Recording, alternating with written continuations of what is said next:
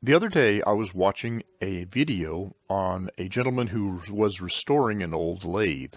And he was at the part where he was restoring the plaques that went on the lathe that showed the various gear selections that were used for various thread pitches. And he'd had a new plaque made because the old one was pretty much destroyed.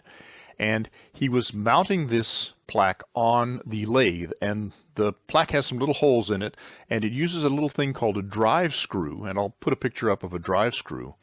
And the drive screw taps down into the hole and holds the plate on the lathe.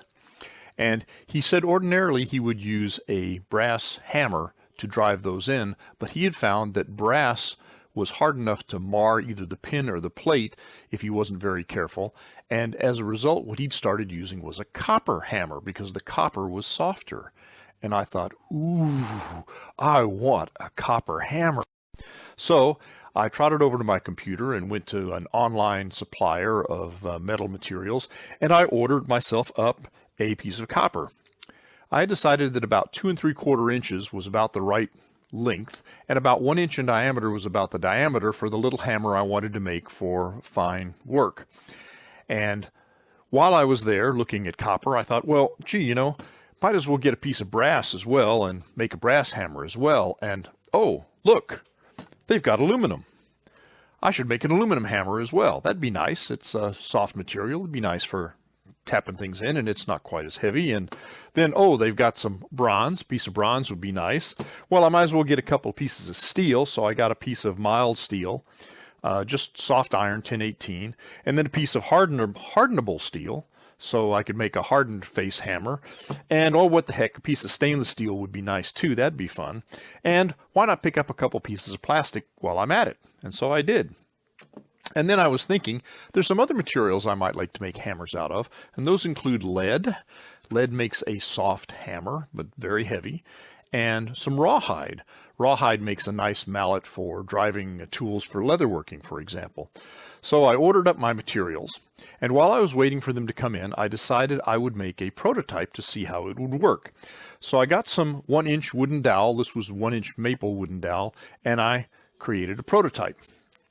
And a couple of things that I noticed about the prototype was that I had sort of done a little planning and looked at sort of a standard hammer profile, and I had a sort of a steeper one and a less steep angle.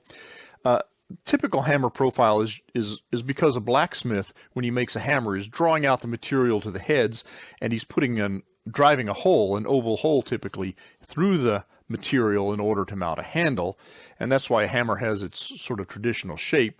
And there's no reason why a hammer couldn't be made that was just straight. It doesn't have to have that in there, but I thought it looked a little bit more decorative, and I made myself up a sample out of some 1-inch wooden dowel. And when I got it made, I was looking at it, I decided, well, I'd really like for this section to be a little bit wider. And so I modified my drawing a little bit and decided to make these, instead of 1/2 inch wide, about 5/8 wide, and that would move the angle over a little bit. And I originally thought that I wanted the handle to be about 12 inches long, but looking at it, it turned out that about a 10-inch handle I think was a lot better. So in this video, I'm going to make a bunch of hammers. A couple of things I've learned about hammers through the years is that you want the shape of the handle to be an oval. That way, when you pick it up in your hand, you can automatically feel when it's in the right plane and the head is in the same plane as the swing you'll be making. You also want the handle to be thinner at the top here and wider so that it's less likely to slip out of your hand. You wouldn't want a handle that tapered down to a point. That would be very hard to hold on to. For the hammer head, the slot in the hammer head, you don't want it to be round, because if it's round, it can twist on the handle. And if it does that, you could wind up picking up the handle and feeling like you had the handle in the right attitude, but you could wind up with the hammerhead being crooked. So you want the slot oval so the hammerhead can't twist.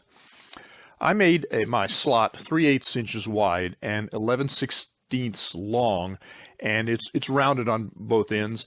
Ideally, you'd want like an oval hole or an elliptical hole, but I didn't have anything that I could reliably cut that shape with, or accurately cut that shape with, so I just settled for an elliptical hole, and then I made my hammer handle to match. The prototype turned out pretty well. A couple of things I'd change. One thing is, this part of the handle right here looks a little bit fat to my eye. I'd like for it to be a little bit thinner.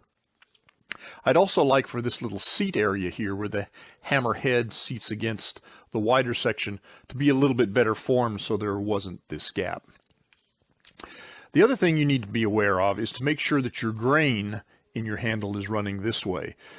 If you're running the grain crosswise and you're striking something with it, you run the risk of the grain splitting along the grain and breaking your hammer handle. So when you're looking for your dowels, you want to be sure and try and pick a dowel that has a nice long straight grain. You don't want one with the grain across, because that's going to tend to be weaker spots in, not necessarily weaker spots, but planes along which the hammer handle could fracture. So I bought my material, and what I found was that copper was by far and away the most expensive material. This little piece of copper was $19.89. So it was the most expensive and gives one pause. I also started looking around for hammer handles and found that the cheapest handles I could find pre-made were somewhere between $7 and $10, and that seemed a little steep for me for a homemade handle. So I went down to the local wood store and bought some 1-inch dowels to carve my handles out of.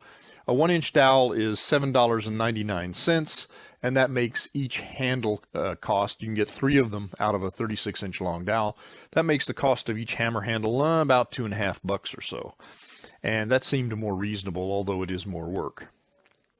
I want to talk a little bit about the material cost. The copper, as I said, was the most expensive piece at $19.89 for a 2 3/4 inch piece.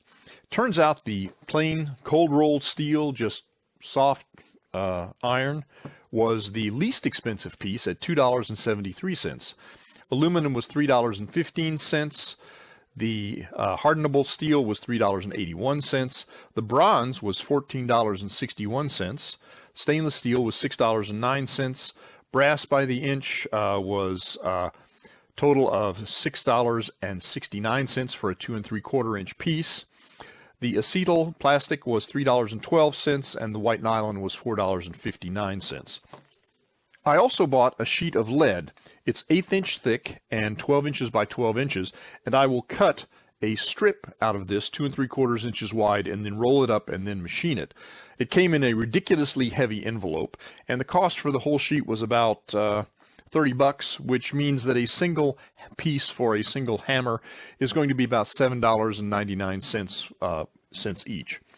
I also want to make and have some rawhide. Rawhide is just basically raw cow skin that has not been turned into leather. It is incredibly tough stuff and is very hard. You have to soak it and get it totally saturated to work with it. And I'm going to use this to cut a strip and then roll that up and then dry it and make a hole and put it on handle for a rawhide hammer.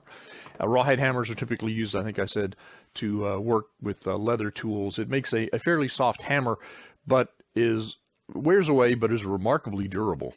Rawhide is really tough stuff. I have this piece of rawhide left over from a previous project. I bought an entire hide for $125, basically a whole cow. This piece is, well, to cut to the chase, the cost of the piece of leather I'm going to use to make a hammer from this is going to be less than $1. I'm estimating about 60 cents.